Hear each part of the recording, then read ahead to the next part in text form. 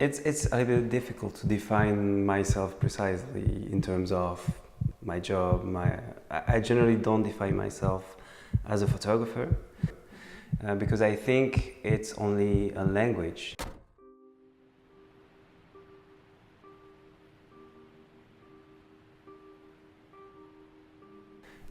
So I want to be more focused on what I have to express and the content of the pictures. And sometimes it's photos, sometimes it's a text or a drawing. It's very different. There is a lot of different things. So in a way I could say that I am an artist, but I think it's a bit arrogant, or it's there is misunderstanding on the use of this word. So I prefer to define myself in terms of content, but it's difficult to find the precise word to describe it. So you just back from San Francisco. How was it? It was great. Yes, that part of the world is very inspiring. I love the atmosphere of that part of the world, and it was really. It was 3 weeks. And it was really interesting in terms of lights, colors. So that was great. And you were there for personal reasons, professional reasons, or?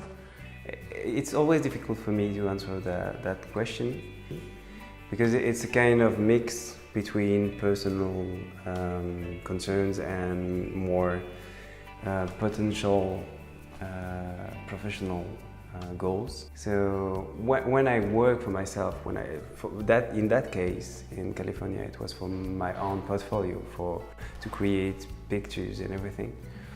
But when I do that, I try to find a purpose. I try to find a goal and to make it as precise as possible. So I have, like in that case, I had a routine, and every morning I tried to do a role to your film, yeah. So that was a kind of project, like it was for a client, but it was for myself. And what camera did you use when you were there? That time in California, I used a Pentax 6.7, and it was the first time I wanted to try that format. But generally I use a Contax 645, and it's very different. I love the way the 6x7 is almost a square, so it's very different in terms of composition. Also the shutter speed it's a little bit, when you work with a Contax you can go a little bit lower in terms of speed. So it was a little bit difficult to find my way in that kind of new camera. So it was a challenge, yes. Mainly for your work, you use just one camera? Yeah, mainly I use the Contax, but for personal projects I try to use the Pentax now, but only one camera. So for example, in California I had my Contax and my Pentax, but I only used the Pentax. It was the only one that I used there, because it brings a kind of consistency in my work as well. So when I work on a series, or when I try to create a project, I try to think it always also in terms of formats. It's kind of, it brings consistency to have the same format. So I'm a kind of obsessive person. So that's why I have one camera. I try to have one film stock. I try to have an obsession also in my project. So I try to be obsessed by colors for that project, or by graphical stuffs. I don't know, but generally I try to be obsessive. So that's why I use one camera generally, yeah. How do you pack? You've been to San Francisco. How do you prepare yourself? I take a lot of films, rolls. J'essaye de savoir combien je vais faire de films. Donc, imaginons par exemple en une journée, je me dis je vais faire 2 pellicules, je multiplie par le nombre de jours. et puis je fais x2 pour être certain d'avoir suffisamment de film. Donc I take a lot of rolls with me to make sure that I will not be out of stock. What do you prepare for example, for a wedding? So when I work for a client for wedding, for example, I work with keywords. So I try to understand the main values for my clients. For example, if one of the main values is family, that preparation and knowing that family is very important will bring my attention to those points that highlights the fact that family is very important for them.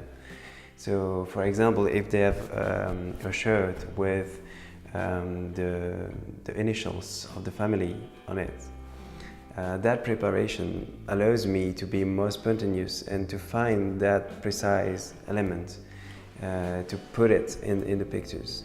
So I think that it's, for me, preparation and spontaneity are two things that works together.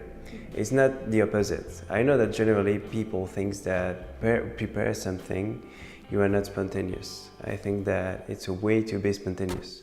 So I want to know, why do you take pictures actually? What's your main motivation about taking photos? I think the main concern is understanding things.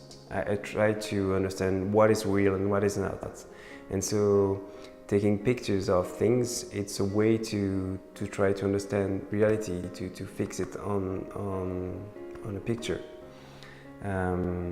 So I think my main concern is the presence of things.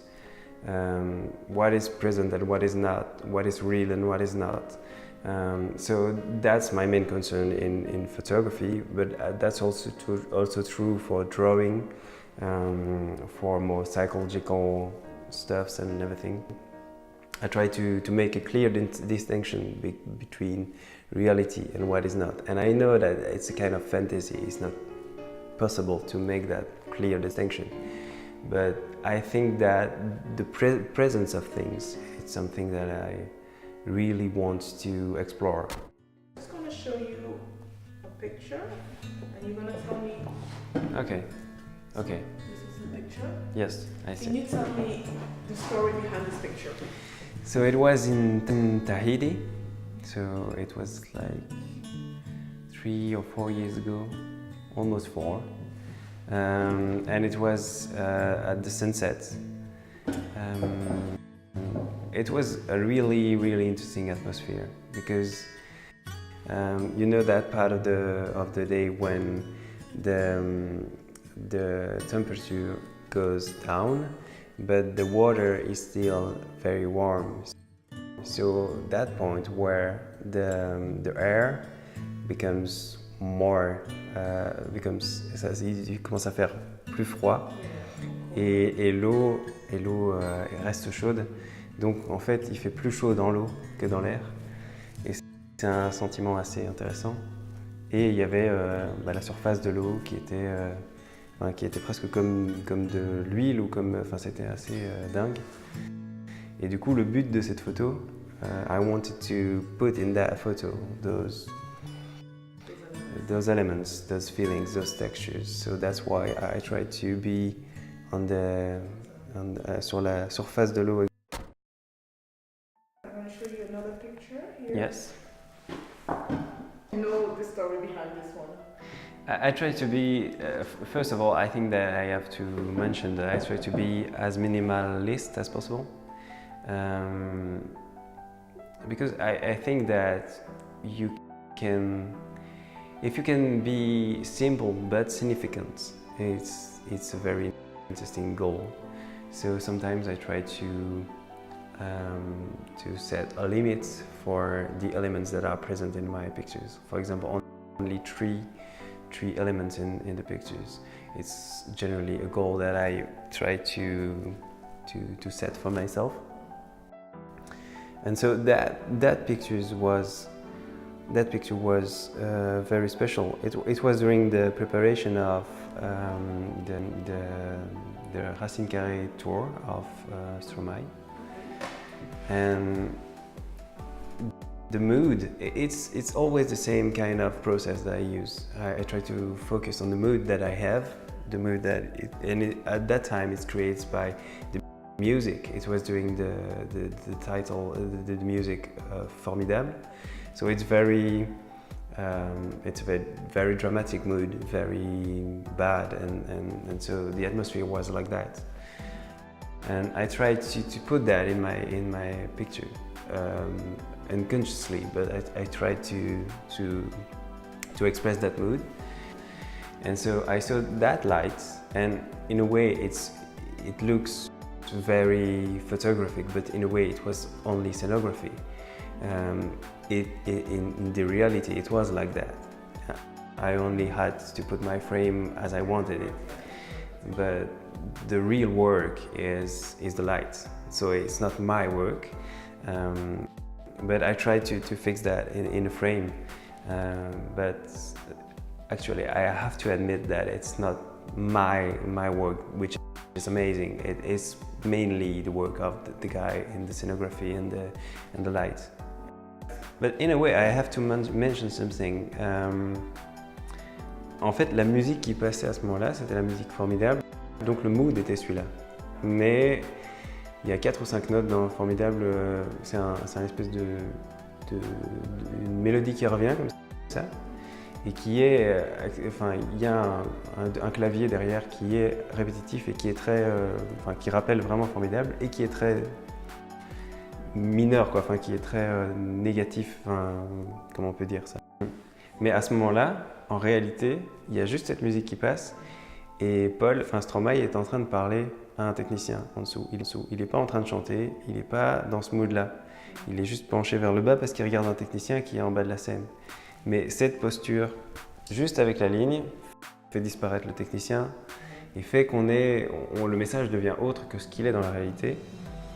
Il correspond plus au mood, à la sensation que je ressens, qu'à la réalité réellement de ce qui se passe, qui est juste une discussion avec un technicien. Donc je pense que ça résume assez bien aussi ma manière de travailler. Je pars d'une sensation que j'ai et j'essaye de l'exprimer par l'image en utilisant toutes les choses que je vais pouvoir utiliser. Mais avec Stromae, j'ai travaillé comme je l'expliquais tout à l'heure avec les keywords. So I read all the stuff, all the music of Stromae, and I tried to find the main keywords. A family was very important for him. Also la nostalgie qui était présente dans ce que je décrivais, le côté aussi très figé, les postures. Et donc tout ça, je l'avais préparé. Et ce que j'expliquais tout à l'heure, quand je suis arrivé, j'étais vraiment focus sur ces choses que je voulais me montrer. Donc la nostalgie en faisait partie et c'est cette préparation qui m'a permis aussi à ce moment-là de ne pas rester focalisé sur « il est en train de parler à un technicien ». Donc de ne pas rester focalisé sur l'effet de ce qui se passe dans la réalité, mais de pouvoir dire « ok, il y a quelque chose, il y a une image à faire qui correspond à un des mots-clés que j'avais préparé en amont, quoi ». Donc voilà, c'est un peu l'histoire de cette image.